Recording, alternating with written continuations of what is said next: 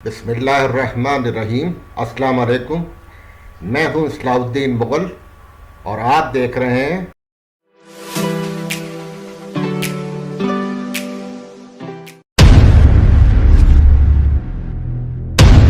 سب سے پہلے تو میں اپنے تمام ناظرین سے معذرت خواہ ہوں کہ میری غیر حاضری کافی طویل ہو گئی، لیکن کچھ ذہن الجھا ہوا تھا، اس وجہ سے میں آپ سے پہلے ملاقات نہیں کر سکا۔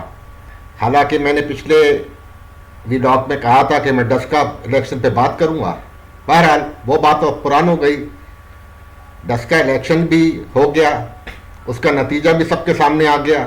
پی ٹی آئی اور عمران خان کا ڈسکا الیکشن سے فرار کا جو دلچسپ ڈرامہ تھا وہ آپ نے دیکھا ہوگا کہ پہلے وہ الیکشن کمیشن میں گئے کہ بھائی 20 حلقوں میں جو ہے وہ کرا لے، پولنگ کرا لے۔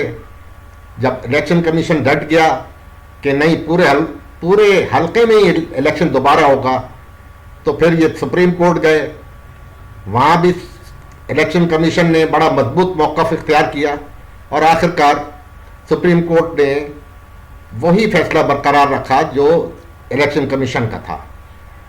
بحالت مجبوری ان کو دوبارہ الیکشن میں جانا پڑا اور وہاں جس ہزیمت کا سامنا کیا ہے انہوں نے، جس شکست فاش کو انہوں نے سامنا کیا ہے، وہ آپ سب نے دیکھ لیا۔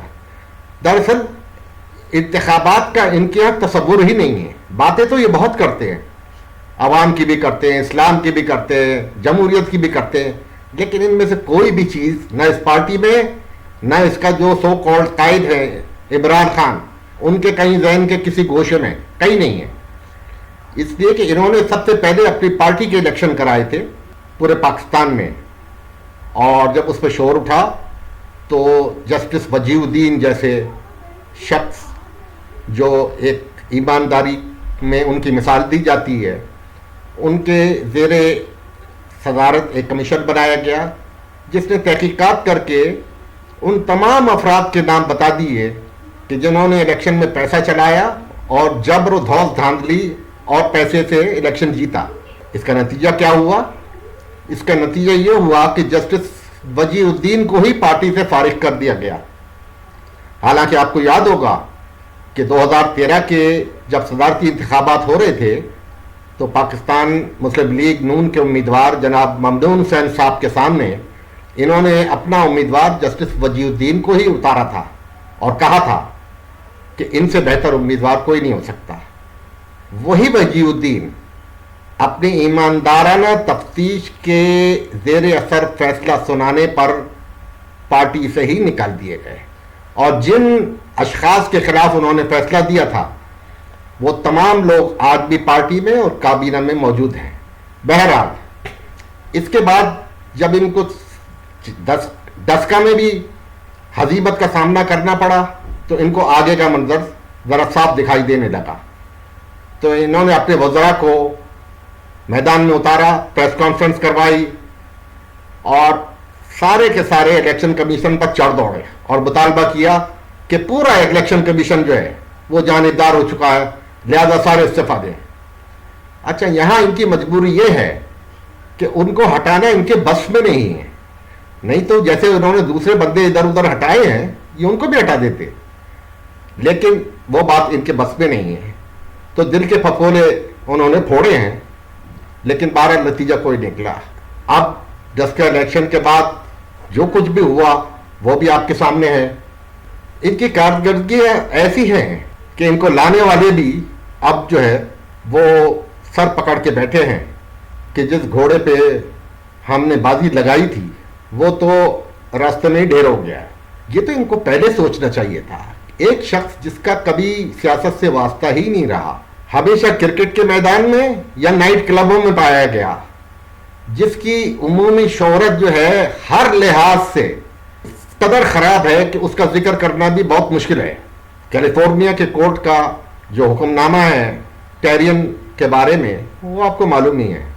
اس کے علاوہ بھی ریحام خان کی کتاب پڑھ لیں، آپ کو ان کی کہانیاں معلوم ہو جائے گی۔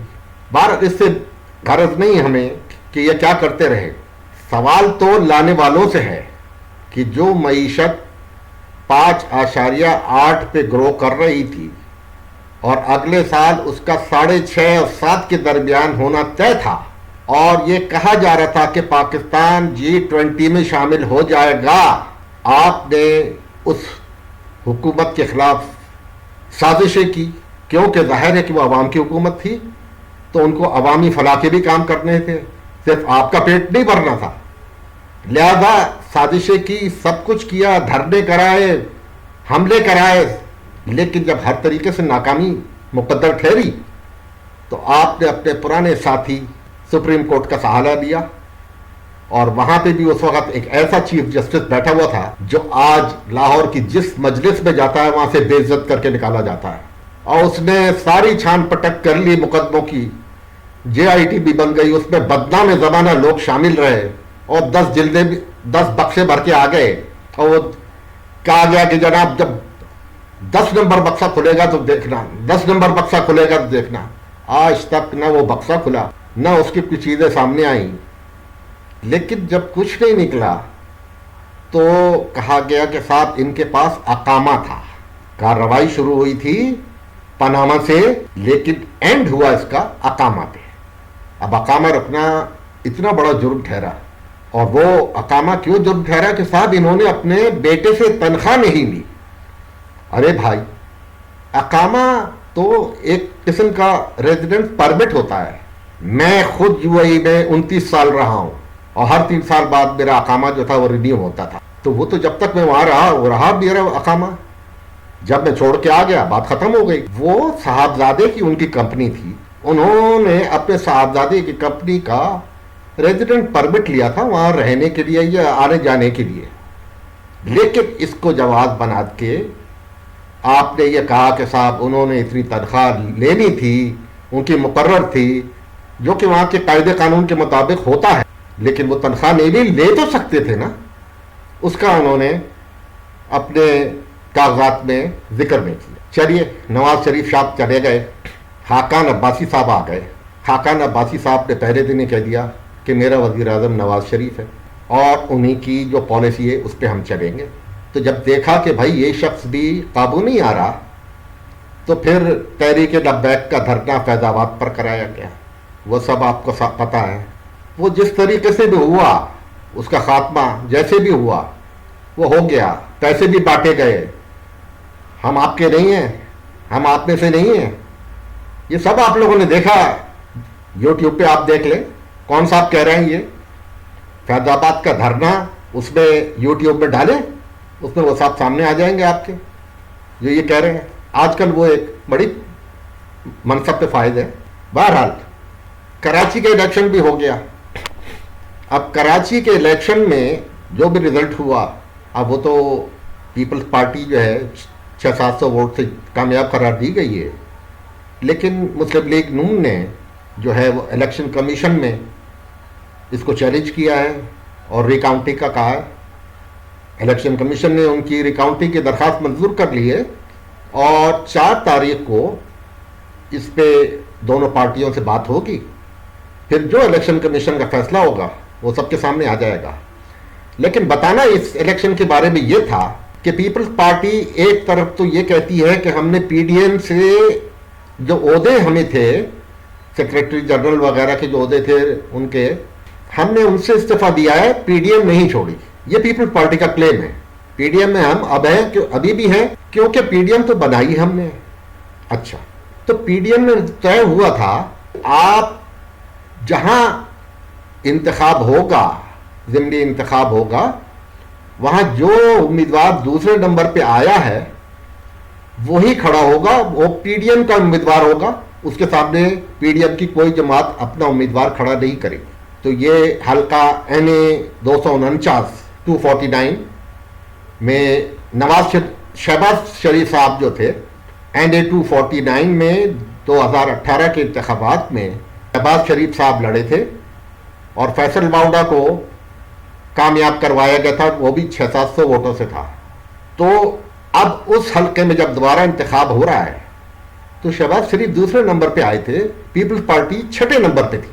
تو اب چاہیے تو یہ تھا کہ آپ اپنا امیدوار کھڑا نہ کرتے، اب چاہے ان کا آپ حمایت کرتے ان کے لیے کنوینسنگ کرتے نہ کرتے وہ آپ کا ذاتی فیل تھا، لیکن آپ اپنا امیدوار کھڑا نہ کرتے، لیکن آپ نے ایک بار پھر معاہدے کی خلاف ورزی کی جو معاہدے پی ڈی ایم کے پلیٹ فارم پر طے ہو چکے. اس سے قبل آپ نے سینٹ میں باپ کے ووٹ لے کر، باپ پارٹی کے ووٹ لے کر یوسف رضا گیلانی صاحب کو قائد حزب اختلاف بھی بنوا لیا. یہ بھی معاہدے کی خلاف ورزی تھی، وہاں پہ بھی نون لیگ کا حق تھا. تو آپ ہر جگہ نون لیگ کا حق کاٹ رہے ہیں اور جمہوریت کے چیمپئن بنے ہوئے ہیں. وقتی فائدے کے لیے آپ آگے کا منظر دیکھ نہیں رہے کیا بننے والا ہے. بہرحال وہ تو پیپل پارٹی کی مرضی ہے. پی ڈی ایم کا اجلاس عید کے بعد ہوگا، وہ خود ہی فیصلہ کر لیں گے کہ اب پیپل پارٹی کے ساتھ کیا کرنا ہے. اب سوال یہ ہے کہ آگے کیا ہونے والا ہے. تو عمران خان صاحب اور ان کو لانے والوں کے درمیان شدید اختلافات پیدا ہو گئے، جیسا کہ میں نے ابھی تھوڑی دیر قبل ذکر کیا.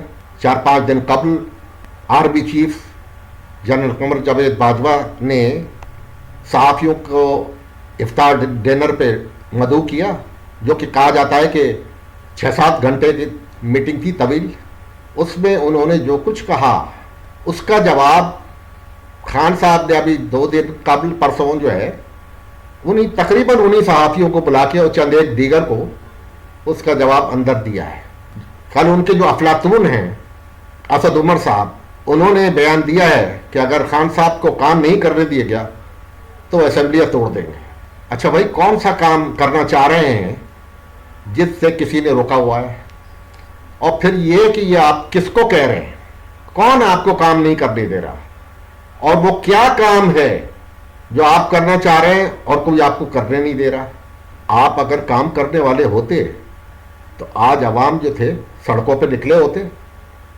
عوام کی حالت یہ ہے کہ آپ مائک لے کے پہنچ جائیں کسی بھی بازار میں، کسی چوک پہ، کسی تھڑے پہ، کسی مال میں، وہ گالیاں دیتے ہیں کہ جو نہ سنی جا سکتی ہے نہ دہرائی جا سکتی ہے. اور صرف ان کو نہیں، ان کو لانے والوں کو زیادہ دیتے ہیں. اور یہی وہ تشویش ہے جو لانے والوں کو پڑ گئی ہے کہ یہ پہلا موقع ہے پاکستان کی تاریخ میں کہ پنجاب کے اندر ان کو نا گفتہ بے صورتحال کا سامنا ہے اور وہ سننی پڑ رہی ہیں جو کبھی ان کے تصور میں بھی نہیں تھی. اب خان صاحب اسمبلی توڑتے ہیں تو کیا ہوگا؟ وہ اپنے لانے والوں کو دھمکی تو دے رہے ہیں کہ میں اسمبلی توڑ دوں گا. مطلب ان کا یہ ہے کہ میں اسمبلی توڑ دوں گا تو نواز شریف آ جائے گا اور پھر آپ کے ساتھ کیا ہوگا. دوسری طرف سے بھی یہی سمجھایا جا رہا ہے کہ آپ کی کارکردگی ٹھیک نہ ہوئی تو نواز شریف آ جائے گا. اب یہ نواز شریف کون ہے؟ یہ وہی ہے نا جو آپ دونوں نے مل کے نکالا ہے، اور تیسرا اس کا فریق جو ہے سپریم کورٹ ہے. آج نواز شریف کا نام ہر زبان پہ ہے، چاہے وہ اس کے چاہنے والے ہوں چاہے اس سے نفرت کرنے والے ہوں. اپنے اپنے انداز میں نواز شریف کا نام ہے تو نواز شریف تو زندہ باد ہے. نواز شریف کا نام لیے بغیر نہ اس کے حمایتیوں کی سیاست چل سکتی ہے نہ اس کے مخالفوں کی چل سکتی ہے. اسمبلی نہیں ٹوٹے گی، اسمبلی نہیں ٹوٹے گی، کیونکہ اسمبلی توڑنے کی جو دھمکی دے رہے ہیں ان کو معلوم ہے کہ اب وہ اس لائق نہیں رہ گئے کہ وہ عوام میں جا سکے. عوام ان کا وہ استقبال کریں گے کہ ان کے آنے والے اولادیں جو ہیں وہ یاد کریں گی. ان میں سے کوئی اس لائق نہیں ہے کہ عوام میں جا سکے، اور یہی ان کا المیہ ہے، یہی ان کا خوف ہے جو ان کو کھائے جا رہا ہے. اب عید کے بعد پی ڈی ایم کا اجلاس ہوگا، اس میں معاملات طے ہوں گے. میری طرف سے آپ یہ لکھ کر رکھ لیں، اب پی ڈی ایم جس بھرپور طریقے سے اٹھے گی، چاہے پیپلز پارٹی ان کے ساتھ آئے یا نہ آئے، بلکہ میرا گمان ہے کہ نہیں آئے گی اور یہ زیادہ اچھا ہوگا، کیونکہ پیپلز پارٹی کے معاملات خان صاحب کو لانے والوں سے تقریباً طے ہو گئے، تو انہوں نے اپنا نوکر بدلنے کا فیصلہ کر لیا ہے. لیکن پی ڈی ایم کی اب جو وار ہوگا پی ڈی ایم کی طرف سے، وہ روکنا کسی کے بس میں نہیں ہوگا. اللہ تعالیٰ پاکستان کی خیر کرے. جو ناک بد اندیش ہیں ان کو عقل سلیم عطا کرے کہ اگر ان میں ذرا بھی ملک سے محبت ہے، ملک کا خیال ہے، ملک کا درد ہے، صرف وہ کریں جس کے لیے انہیں رکھا گیا ہے. کیونکہ اس سے آگے آنے میں پہلے ہی ہم اپنا بہت نقصان کر چکے ہیں، اب کہیں اور نقصان نہ ہو جائے. میں آپ سے وعدہ کرتا ہوں کہ انشاءاللہ اگلی دفعہ زیادہ طویل گھر حاضری نہیں ہوگی، اور میں آپ سے ملتا رہوں گا، بلکہ کوشش کروں گا کہ روزانہ کی بنیاد پر ہی مل سکوں۔